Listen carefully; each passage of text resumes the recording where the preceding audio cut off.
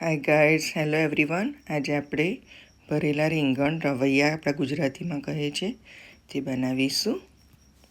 મેં એના માટે નાના નાના રવૈયા લીધા છે, બિયા વગરના, બિલકુલ નાના નાના, તાજા તાજા. એને મેં ધોઈને વચ્ચેથી કટ કરી દીધા છે. બધા રીંગણને આવી રીતે કટ કરી દીધા છે. અને અંદર આપણે જોઈ લેવાનું કે અંદર કશું જીવાત કે કશું છે કે નહીં. આ મેં સિંગના બિયા લીધા છે, જે ડ્રાય રોસ્ટ કરેલા અને મસાલાવાળા છે, એટલે આપણે કશું બીજું નાખવાની જરૂર પડતી નથી. તમે સાદા બિયા પણ લઈ શકો છો, સિંગદાણા શેકેલા. હવે મેં શેકેલું બેસન લીધું છે, જેને મેં માઇક્રોવેવમાં 1 મિનિટ માટે ડ્રાય રોસ્ટ કરી દીધું છે. એની અંદર મીઠું, લાલ કાશ્મીરી મરચું નાખ્યું છે મેં 3 ચમચી, અને 3 ચમચી ધાણા જીરું પાવડર નાખ્યો છે, અને 2 ચમચી ગરમ મસાલો જે રેગ્યુલર આપણે વાપરતા હોય એ એડ કર્યો છે. હવે હળદર નાખીશું, થોડું મીઠું નાખીશું, ખાંડ નાખીશું. ખાંડ મેં પહેલાં નાખી હતી, હવે થોડું લીંબુ નીચવીશું. જે તમે આદુ લસણ મરચાં પણ નાખી શકો છો, સ્કીપ કરો તો સ્કીપ પણ કરી શકો છો. અને થોડું મોણ માટે તેલ નાખીશું. હવે જે આપણે સિંગદાણા કચરા હતા એ નાખી દઈશું. તમે તલ પણ નાખી શકો છો. બધું મિક્સ વેલ કરી દઈશું.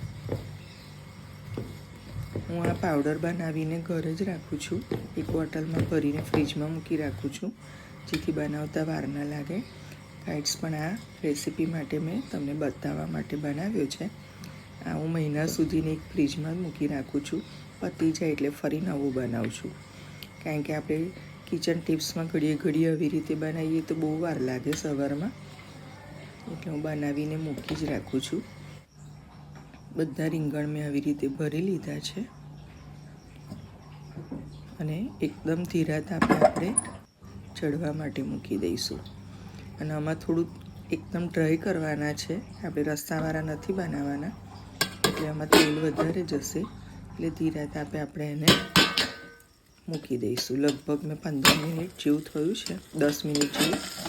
અને મેં એને ખોલ્યું છે, અને મેં આદુ લસણ ને મરચું ઉપરથી નાખ્યું છે, હું અંદર નથી નાખતી.